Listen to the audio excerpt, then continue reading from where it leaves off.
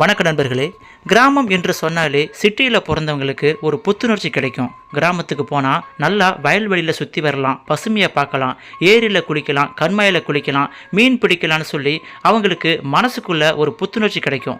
கிட்டத்தட்ட சிட்டியில் பிறந்தவங்களுக்கு கிராமத்தில் ஒரு சுற்றுலாத்தலமாக பார்ப்பாங்க. ஆனால் சிட்டியில் பிறந்தவங்கள்ட்ட நீங்கள் கிராமத்துக்கு வாக்கப்பட்டு போவீங்களா, உங்கள் மகளையோ உங்கள் மகனையோ கிராமத்துக்கு அனுப்புவீங்களா, உங்களுக்கு மருமகளாக கிராமத்தில் உள்ள பெண்ணை தேர்ந்தெடுப்பீங்களான்னு சொல்லி பார்த்தீங்கன்னா அதெல்லாம் ஒத்து வராது. சிட்டியில் பிறந்தவங்களுக்கு கிராமத்து வாழ்க்கை ஒத்து வராது.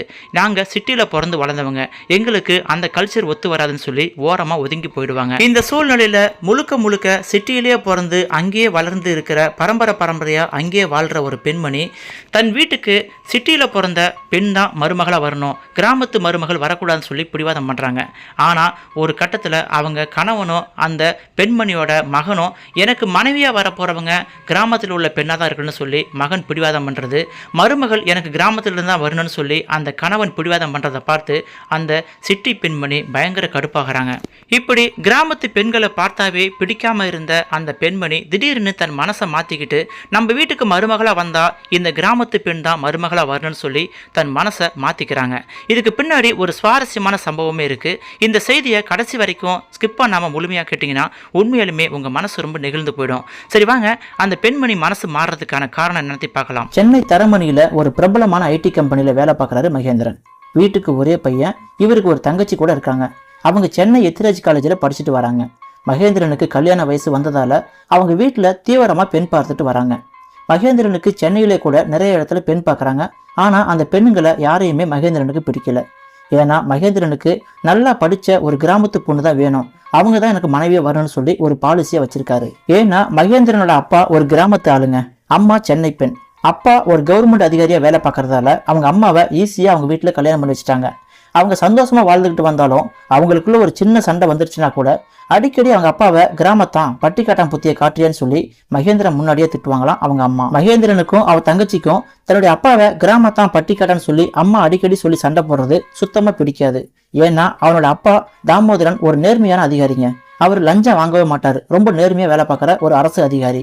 அதனால அவருக்கு பொழைக்க தெரியல. உங்க கூட வேலை பார்க்குற அதிகாரிகள் எல்லாம் சென்னையில 2-3 பிளாட் சொந்தமா வச்சிருக்காங்க.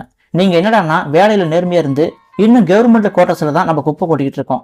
இங்கெல்லாம் கிராமத்தான் போல கேனத்தனமா இருந்தா இப்படித்தான் வாழணும் அப்படின்னு சொல்லி அவங்க அம்மா அடிக்கடி பேசிக்கிட்டு இருப்பாங்க. ஆனா மகேந்திரனோட அப்பா தாமோதரனும் சாதாரண ஆளு கிடையாதுங்க. அவரோட கிராமத்துல பெரிய தலைக்கட்டு தான் அவங்க தலைக்கட்டு. நிறைய ஏக்கர் கணக்குல நிலபுலங்கள் இருக்கு. சென்னையில நேர்மையா வேலை செஞ்சு சொந்தமா ஒரு பிளாட் கூட வாங்கி வச்சிருக்காரு. ஆனா கணவன் மனைவி சண்டைக்காக அவங்க அப்பாவை டாமினேட் பண்ணணுங்கிறதுக்காக அவங்க அம்மா அடிக்கடி இப்படி பேசுவாங்களாம். இது சுத்தமா மகேந்திரனுக்கும் அவ தங்கச்சிக்கும் பிடிக்காது. இதுக்காகவே கிராமத்துல நல்லா படிச்ச பொண்ணா பார்த்து மேரேஜ் பண்ணி கிராமத்துக்காரங்க ரொம்ப நல்லவங்க, அறிவாளின்னு சொல்லி புரிய வைக்கணும்னு சொல்லி ஒரு பாலிசியா ஒரு கனவா வச்சிருக்காரு மகேந்திரன். அந்த வகையில மகேந்திரனுக்கு அவங்க அப்பாவோட உறவு முறையிலிருந்து கிராமத்துல இருந்து ஒரு படிச்ச பெண் ஜாதகம் வருதுங்க. மகேந்திரனோட அம்மாவுக்கு கிராமத்துல இருந்து ஒரு மருமகள் வர்றது சுத்தமா பிடிக்காம இருந்தாலும் மகேந்திரன் வற்புறுத்தால அந்த பெண்ணை பார்க்கலாம்னு சொல்லி எல்லாம் ஆசைப்படுறாங்க. மகேந்திரன் வீட்டுல எல்லாருக்குமே கிராமத்து பெண் ஓகே அப்படிங்கறதாலையும் மகேந்திரனோட பிடிவாதத்திலையும் அவங்க அம்மா அரை மனசா ஒத்துக்கிறாங்க. அதுவும் அந்த பெண் வீட்டுக்கு ஒரே பெண்ணு, நிறைய சொத்து பத்து இருக்கு. அந்த பெண்ணோட அப்பாவுக்கும் சொந்தமா ஒரு ரைஸ் மில் இருக்கு அப்படிங்கிறதுக்காண்டி சொத்து பத்துக்காக ஆசைப்பட்டு அவங்க அம்மா ஒத்துக்கிறாங்க. அதுவும் அரை மனசாதான் ஒத்துக்கிறாங்க. சரி பொண்ணை போய் பார்த்துட்டு வரலான்னு சொல்லி குடும்பமா கார்ல கிராமத்தை நோக்கி போறாங்க. கிராமத்துல போய் இறங்கின உடனேயே மகேந்திரனோட அப்பாவையும் அவங்க அம்மாவையும் பார்த்து அந்த கிராமத்து மக்கள் எல்லாருமே ஏதோ துக்க வீட்டுக்கு வந்த மாதிரி விசாரிக்கிறாங்க. ஏன்னா எந்த பொண்ணை பெண் பார்க்க வந்தாங்களோ அந்த பெண்ணோட அப்பாவுக்கு ஒரு ஆக்சிடென்ட் ஆயிட்டு படுத்த படுக்கை ஆயிட்டாரு. 2 கையிலையும் எலும்பு முறிவு ஏற்பட்டு கையை அசைக்க கூட முடியாத அளவுக்கு ரொம்பவும் பாதிப்பாயிடுச்சு. அந்த பெண்ணுக்கு ஏற்கனவே அம்மா இல்லை, அவங்க அம்மா இறந்து 10 வருஷம் ஆயிடுச்சு. அப்பாவோட அரவணைப்புல தான் அந்த பெண்ணு வாழ்ந்துகிட்டு வந்திருக்காங்க. மகேந்திரன் தன் குடும்பத்தோடு அந்த பெண்ணோட வீட்டுக்கு இறங்கும் பொழுது அந்த பெண் என்ன பண்றாங்கன்னா தன்னுடைய அப்பாவை ஒரு சேர்ல உட்கார வச்சு அவருக்கு தாடியை ஷேவிங் பண்ணிட்டு முடி வெட்டிட்டு இருக்காங்க. இதை பார்த்ததுமே மகேந்திரனுக்கு ரொம்ப பிடிச்சு போயிடுச்சு. அந்த பெண் அவங்க அப்பாவுக்கு பணிவிடை பண்றது காட்சியை பார்க்கும் பொழுது மகேந்திரன் நெகிழ்ந்து போயிட்டாருதான் சொல்லலாம். ஏன்னா ஒரு பெண் இந்த அளவுக்கு ஒரு ஆண் மேல பாசமா இருக்காங்கன்னு சொல்லி மகேந்திரனுக்கு உள்ளூர ஒரு அன்பு பொழியுது. ஆனா அரை மனசா சம்மதம் தெரிவிச்ச மகேந்திரனோட அம்மாவுக்கு இது சுத்தமா பிடிக்கல. அது சரி, ஆரம்பமே இப்படி இருக்கு, இந்த பொண்ணு இன்னும் கொஞ்சம் கூட கூச்ச நாச்சம் இல்லாம இருக்கு. ஏன் ஒரு 50 ரூபா கொடுத்தா முடி வெட்டுறதுக்கு ஆளா கிடைக்க மாட்டான் இந்த ஊர்ல?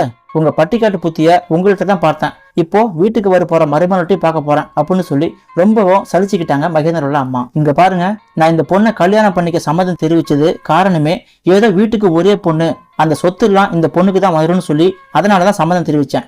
ஆனா கொஞ்சம் கூட இங்கிதமே இல்லாம ஒரு ஆம்பளைக்கு போய் இந்த பொண்ணு முடி வெட்டி சேவிங் பண்றது சுத்தமா பிடிக்கல. இத்தனை நாளா ஒரு பட்டிக்காட்டுகிட்ட மாட்டிக்கிட்டு முழிச்சுக்கிட்டு இருந்தேன். ஏதோ என் வாழ்க்கை இப்படி ஓடி போயிடுச்சு. இன்னும் இருக்கிற கொஞ்ச காலத்திலயும் இன்னொரு பட்டிக்காட்டுகிட்ட மாட்டிக்கிட்டு முழிக்க என்னால முடியாது. இங்க பாருடா மகேந்திரா, அம்மா சொல்றேன் கேளு. இந்த இங்கிதம் கேட்ட பொண்ணை நீ கல்யாணம் பண்ணிக்க போற? வேண்டாண்டா. நான் உனக்கு சின்ன வயசுலயே பிரவீன் சொல்லி அழகா பேர் வச்சேன். ஆனா உங்க அப்பா தான் மகேந்திரன் சொல்லி கிராமத்து சைடுல பேர் வச்சுட்டாரு. ஆனா அந்த பேர் வைக்கிற விஷயத்துல நான் ஏமாந்துட்டேன். ஆனா உன் கல்யாண விஷயத்துல நான் ஏமாற மாட்டேன்டா. நம்ம வீட்டுக்கு இந்த பட்டிக்காட்டு பொண்ணு வேண்டாண்டா. பொண்ணு MBA படிச்சிருக்கா, கொஞ்சம் நாகரிகமா இருப்பான்னு பார்த்தா கொஞ்சம் கூட கூச்ச நாச்சம் இல்லாம பொண்ணு பார்க்க வந்திருக்கான்னு சொல்லி அவங்க முன்னாடியே அவங்க அப்பாவுக்கு சேவிங் பண்ணிட்டு இருக்கா, முடி வெட்டிட்டு இருக்கா. இதெல்லாம் என்ன பொண்ணுக்கு உண்டான நாகரிகமா இது அப்படின்னு சொல்லி ரொம்ப சலிச்சுக்கிட்டு இருக்காங்க. அப்படின்னு அந்த பொண்ணை பத்தி நாகரிகம் இல்லாத பொண்ணு, MBA படிச்சிருந்தாலும் பட்டிக்காட்டு பொண்ணுன்னு சொல்லி அந்த பொண்ணை பத்தி ரொம்ப கேவலமா பேசிட்டு இருக்கும் பொழுது, ஆண்டி இந்தாங்க காஃபி எடுத்துக்கங்க அப்படின்னு சொல்லி ஒரு குரல் வரவும் திரும்பி பார்க்கும் பொழுது ரொம்ப ஆச்சரியமா இருந்துச்சு. அங்க அழகு பதுமையா நின்றுகிட்டு இருக்கா அந்த பெண். அழகாகவும் பேச தொடங்கினான். ஆண்டி நீங்க சொல்றதெல்லாம் நான் கேட்டுட்டு தான் இருந்தேன். நீங்க சொல்ற மாதிரி இந்த விஷயத்துல கூச்சப்படுறதுக்கோ இல்ல அசிங்கப்படுறதுக்கோ ஒண்ணும் இல்ல ஆண்டி. பட்டிக்காட்டு பொண்ணு சிட்டி பொண்ணுன்னு சொல்லி எந்த பொண்ணுக்கும் தனித்தனி மனசு ஒண்ணும் கிடையாது. அப்பா மேல பாசம் இருக்கிற எல்லா பொண்ணுகளும் இப்படிதான் பண்ணுவாங்க. 50 ரூபாய் கொடுத்தா நீங்க சொல்ற மாதிரி முடி வெட்டுறதுக்கு இந்த ஊர்ல ஆட்கள் இருக்காங்க. ஆனா இந்த மாதிரி சூழ்நிலையில எங்க அப்பாவுக்கு நம்ம ஒரு பெண் பிள்ளையை பெற்று வச்சிருக்கோம், ஆம்பளை பிள்ளை இல்லையே அப்படிங்கிற எண்ணம் வரக்கூடாது. காசு கொடுத்து ஒரு ஆளை நியமிச்சு பணிவிடை செய்ய சொல்றாங்களேன்னு சொல்லி அந்த ஃபீலிங் எங்க அப்பாவுக்கு வந்துடக்கூடாது. இவனா ஆம்பளை பசங்க இருந்தா நம்மள பாத்துருப்பாங்களேன்னு சொல்லி எங்க அப்பாவுக்கு அந்த எண்ணம் வந்துடக்கூடாதுன்னு சொல்லிதான் நானாவே எங்க அப்பாவுக்கு பணிவிடை செய்யறேன். அது மட்டும் இல்லாம எங்க அப்பா மேல உள்ள பாசத்தை நான் காட்டுறதுக்கு கடவுள் கொடுத்த ஒரு சந்தர்ப்பமா தான் இதை நான் பாக்குறேன். ஒரு பெண்ணுக்கு துணையா ஒரு ஆண் மட்டும் தான் இருக்கணும்னு சொல்லி ஒண்ணும் கிடையாது. ஒரு ஆணுக்கு துணையா ஒரு பெண்ணும் இருக்கலாம். எனக்கு வரப்போற கணவனையும் நான் கடைசி காலம் வரைக்கும் இப்படிதான் பாத்துக்குவேன், ரொம்ப பாசமா பாத்துக்குவேன். எனக்கு 10 வயசு இருக்கும் பொழுது எங்க அம்மா இறந்து போயிட்டாங்க. அதுக்கப்புறம் எங்க அப்பா நினைச்சிருந்தா இன்னொரு கல்யாணம் பண்ணிக்கிட்டு அவர் வாழ்க்கைய சந்தோஷமா வாழ்ந்திருக்கலாம். ஆனா எங்க அப்பா அப்படி பண்ணல, எனக்காகவே வாழ்ந்தாரு எங்க அப்பா. அப்படி இருக்கும் பொழுது எங்க அப்பாவுக்கு சேவிங் பண்ணிடுறது, முடி வெட்டிடுறது, குளிப்பாட்டுறது, ட்ரெஸ் மாத்துறதெல்லாம் ஒரு பெண் அசிங்கமா நினைச்சாங்கன்னா உண்மையிலுமே அந்த பெண் அவருக்கு மகளா இருக்க முடியாது. நீங்க இதை அசிங்கமா நினைச்சீங்கன்னா உங்களுக்கு மருமகளா இருக்கிறத விட எங்க அப்பாவுக்கு மகளாவே இருந்துட்டு போயிடுறேன். அதனால உங்களுக்கு என்ன பிடிச்சிருந்தா மட்டும் எங்க அப்பா கிட்ட சம்மதம் பேசுங்க, இல்லனா எங்க அப்பா கிட்ட உடல்நலம் மட்டும் விசாரிச்சுட்டு போயிடுங்க. எங்க அப்பாவுக்கு நான் பணிவிட பண்றது காரணம் கட்டி என்ன வேண்டாம்னு சொல்லி நீங்க ஒதுக்கிட்டீங்கன்னா எங்க அப்பா மனசு ரொம்ப கஷ்டப்படும் அப்படின்னு அந்த பெண் அந்த அம்மா கிட்ட சொல்லிட்டு இருக்கும் பொழுது ஊர்ல இருக்கிற சொந்த பந்தம் பக்கத்து வீட்டுக்காரங்க எல்லாமே என்ன மாப்பிள்ளை வீட்டுக்காரங்களா, வந்ததும் வராதுமா வருங்கால மருமகள்கிட்ட பேச ஆரம்பிச்சிட்டீங்களா, ரொம்ப சந்தோஷம் அப்படின்னு சொல்லி எல்லாம் கிண்டலா கேட்கவும், இல்ல அத்தாச்சி அப்பாவுக்கு உடம்பு சரியில்லையா அதான் விசாரிக்க வந்திருக்காங்க அப்படின்னு சொல்லி அந்த பொண்ணு சொல்லவும், இல்லம்மா உங்க அப்பாவோட உடல்நிலை மட்டும் விசாரிக்க வரல, உன்னை பெண் பார்க்க வந்து வந்திருக்கோம், நீதான் எங்க வீட்டுக்கு மருமகளா வரணும் அப்படின்னு சொல்லி அந்த பெண்ணோட கண்ணத்தை தடவி, போமா போய் அப்பாவை அழைச்சிட்டு வா, அப்பா கிட்ட சம்மதம் பேசலாம் அப்படின்னு சொல்றாங்க மகேந்திரோட அம்மா. அந்த இடத்துல பட்டணம் சிட்டிங்கிற மோகத்துல மூழ்கி போயிருந்த மகேந்திரோட அம்மாவுக்கு இந்த பெண்ணோட பசுமையான பாசத்தை பார்த்து மனசு நெகிழ்ந்து போயிடுச்சு. ஒரு அப்பா மேல இந்த அளவுக்கு பாசமா இருக்கிற இந்த பொண்ணு கண்டிப்பா என்னுடைய மகனை கடைசி காலத்துல நல்லா பாத்துக்குவா அப்படின்னு சொல்லி, ஏங்க இந்த பொண்ணு நம்ம வீட்டுக்கு மருமகளா வரட்டும்னு சொல்லி அவங்க அப்பா கிட்ட ரொம்ப மரியாதை பேசுறா மகேந்திரோட அம்மா. பட்டிக்காட்டான் கிராமத்தான்னு சொல்லி ரொம்பவும் கேவலப்படுத்திட்டேன், உண்மையிலுமே உங்க மனசு யாருக்கும் வராது, பட்டிக்காட்டு மனசு ரொம்ப தூய்மையான மனசுன்னு சொல்லி அந்த இடத்துல புகழ ஆரம்பிச்சிட்டாங்க மகேந்திரோட அம்மா. இந்த செய்தியை தன்னுடைய நண்பர் மகேந்திரன் வாழ்க்கையில் நடந்த உண்மை சம்பவம்னு சொல்லி ஷகீல் அகமதுங்கிற ஒரு சகோதரர் இணையதளத்துல ஷேர் பண்ணிருக்காரு. பட்டிக்காடு கிராமத்தான்னு சொன்ன மகேந்திரோட அம்மா கிராமத்து பொண்ணை பார்த்து மேரேஜ் பண்ணுங்க அப்படின்னு மத்தவங்களுக்கு அட்வைஸ் பண்ற மாதிரி அவங்க வீட்டுக்கு வந்த மருமகளோட உண்மையான பாசம், கிராமத்து பாசம் அவங்கள சுத்தமா மாத்திடுச்சு அப்படின்னு சொல்லி இந்த செய்தியை இணையதளத்துல ஷேர் பண்ணிருக்காரு. இந்த செய்தியை பற்றியும் அந்த சகோதரியை பற்றியும் உங்கள் கருத்துக்களை கமெண்ட்ஸ்ல சொல்லுங்க. நம்ம வீடியோ பிடிச்சிருந்தா லைக் பண்ணுங்க, உங்க ஃப்ரெண்ட்ஸ் ஷேர் பண்ணுங்க. இது போன்ற உண்மை சம்பவங்கள் உங்களுக்கு தொடர்ந்து வரணும்னா நம்ம சேனலை சப்ஸ்கிரைப் பண்ணிக்கொண்டு கூட வர பெல் சிம்பலை கிளிக் பண்ணிக்கங்க. அதில் ஆளுங்கிற பெல்லை மறக்காம கிளிக் பண்ணுங்க.